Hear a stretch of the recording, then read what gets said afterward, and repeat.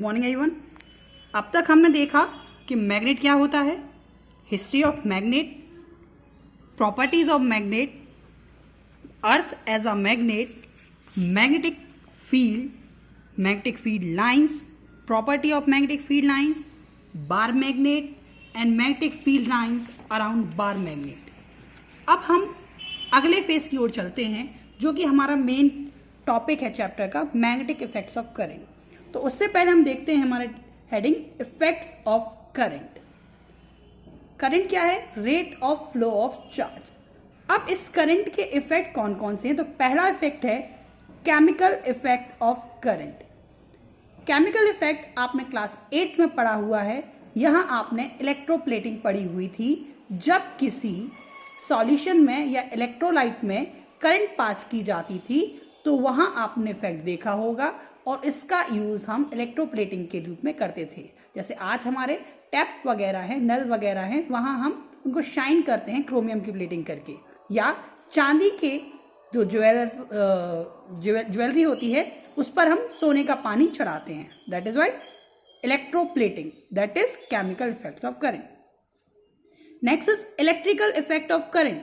Electrical effect of current हमने just इसी साल क्लास 10th में ही पढ़ा हुआ है, चैप्टर नंबर 12 इलेक्ट्रिसिटी, जहां हमने उसके पूरे इलेक्ट्रिकल इफेक्ट देखे। Next is heating effect of current.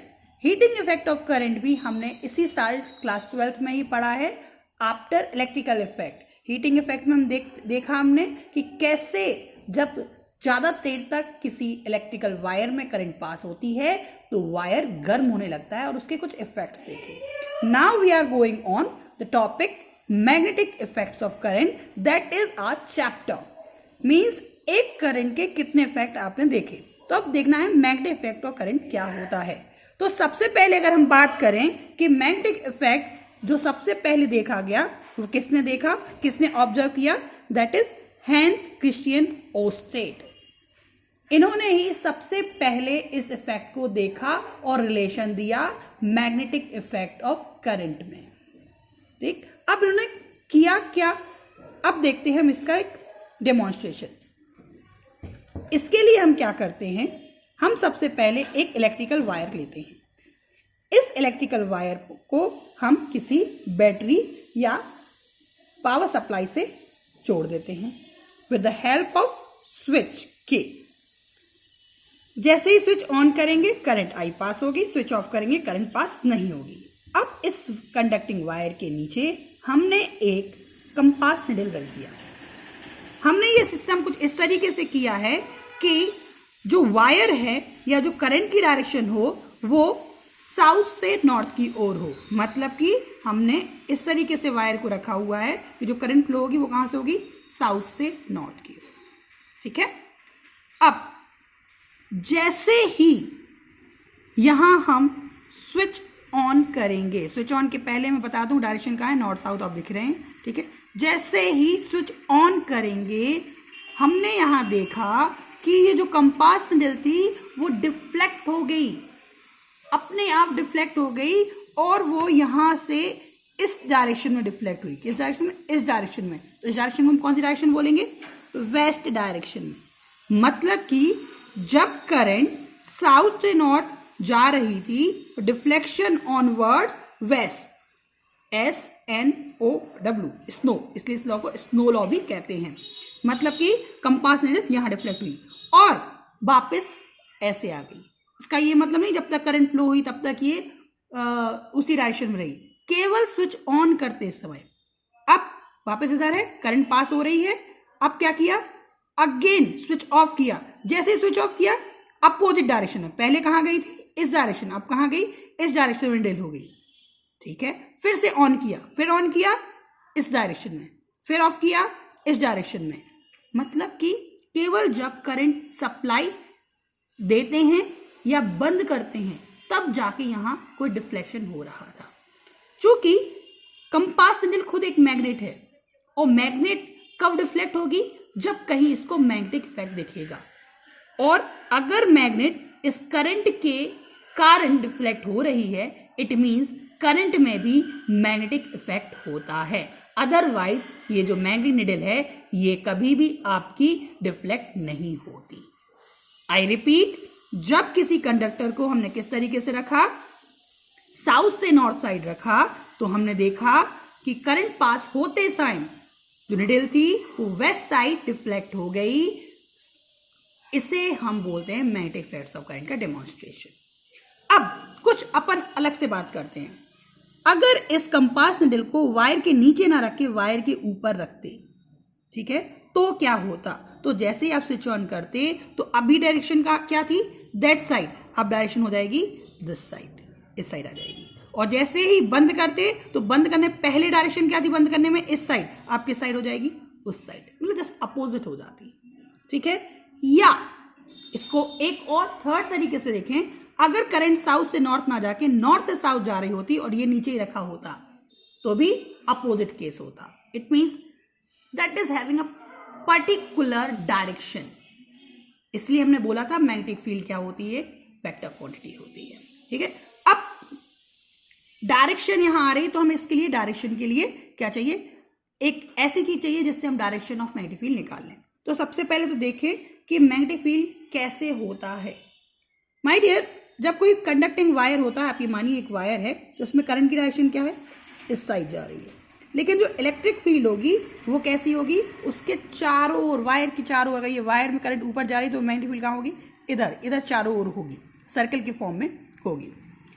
अब या तो ये ऐसे जाएगा या ऐसे जाएगा, मतलब या तो इस साइड से अंदर जा रहा होगा और बाहर आ रहा होगा, या इस साइड से बाहर आ रहा होगा, इस साइड से अंदर जा रहा होगा। ये डायरेक्शन फाइंड करने के लिए हम एक रूल लेते हैं, that rule is name is right hand thumb rule. Right hand thumb rule किसके लिए है, डायरेक्शन ऑफ मैग्नेटिक फील्ड, ठीक। अब इसको कैसे करते हैं, सबसे पहले तो आई रिक्वेस्ट कि you have to put always in the right hand rule only, right hand thumb, क्योंकि जब ये आप एग्जाम में लगाते हैं तो कभी कभी मैंने 70% केस में देखा हुआ है, कई बच्चे भूल जाते हैं कब उन्हें राइट लगाना है, कब लेफ्ट लगाना है, और राइट का लेफ्ट, लेफ्ट का राइट करते हैं, ठीक है। तो सबसे पहले हम क्या लेंगे, राइट हैंड थंब रूल। तो यहां हमारे पास राइट हैंड है। आप सबसे पहले इसको इस तरीके से फ्लैट करिए। इस तरीके से फ्लैट करना है कि आपका जो ये थंब है ये आपकी फिंगर से 90 डिग्री पर हो, ठीक।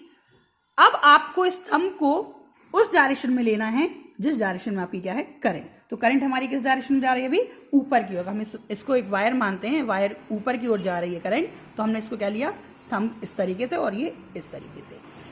अब आपकी ये जो पॉइंट्स हैं, ये जो ट्रिगर है, अगर हम इसको एक गन टाइप देखें तो गन में जहां एक आपका टारगेट आ रहा है उसको उस साइड रखना है, इधर रखना है या इधर रखना है। अब दो साइड हो सकती है, या तो इधर भी हो सकती है, या इधर भी हो सकती है, या इधर भी हो सकती है, कहीं भी हो सकती है। तो इसको कहां रखना है, जिस पॉइंट पर आपको मैग्नेटिक फील्ड निकालनी है। फॉर एग्जाम्पल, इस वायर के कारण मुझे इस पॉइंट पर मैग्नेटिक फील्ड निकालनी है, ठीक है। तो मैं ऐसे इसको क्या रखूंगा, पहले तो हमने अपना हाथ ऐसे रख लिया और अब पॉइंट कहां रख लिया, इधर ना रख के इधर रख लिया, इस साइड निकालनी है। अब आप इसको बंद करिए, बंद करेंगे, मुट्ठी बंद करेंगे तो क्या होगा, इस पॉइंट पर ये फिंगर कहां जा रही है, अंदर की ओर या बाहर की ओर। आप देखेंगे फिंगर कहां जा रही है, अंदर की ओर, तो डायरेक्शन क्या आ जाएगी, अंदर की ओर। दूसरी तरीके से देखते हैं, अगर आपको इस पॉइंट पर मैग्नेटिक फील्ड निकालनी थी, इस पॉइंट पर, तो आप क्या करते, पहले थंब ऐसे लेते। अब थंब तो आपका करंट की डायरेक्शन में है, लेकिन क्या आपकी फिंगर टारगेट उस पॉइंट पर है जिस पॉइंट पे निकालना है, नहीं। तो आपको कैसे रखना है, इसको आपने ऐसे रख लिया। अब ऐसे रखा तो क्या हुआ, थंब तो आपको करंट डायरेक्शन में है और ये फिंगर कहां जा रही है, जिस पॉइंट पर आपको मैग्नेटिक फील्ड निकालनी है। अब वापस मुट्ठी बंद करिए। जैसे ही आप मुट्ठी बंद कर रहे हैं तो देखिए फिंगर कहां जा रही हैं, अंदर जा रही है पेपर के या पेपर से बाहर आ रही हैं। आप देखेंगे पेपर से बाहर आ रही हैं। इट मींस इस पॉइंट पर मैग्नेटिक फील्ड डायरेक्शन क्या है, आउटसाइड, ठीक है। आपको इसकी कुछ प्रैक्टिस करनी है। आप देखिए कि अगर आपके पास ये, मैं आपको कुछ एक्टिविटी दे रहा हूं, आप करके देखिए और आपको बताना है पॉइंट ए बी सी पर डायरेक्शन क्या है मैग्नेटिक फील्ड की, इनसाइड या आउटसाइड। ये एक वायर है, इस वायर में करंट की डायरेक्शन मैंने फिक्स कर दी। अब एक पॉइंट आपका ये है पॉइंट ए, एक पॉइंट आपका ये है पॉइंट बी। आपको पॉइंट ए पर और पॉइंट बी पर मैग्नेटिक फील्ड निकालनी है। ठीक है, आपको यहाँ वीडियो पॉज करना है और करके देखना है। अब मैं सॉल्व करता हूँ। सबसे पहले तो मैंने हाथ रख लिया इस तरीके से।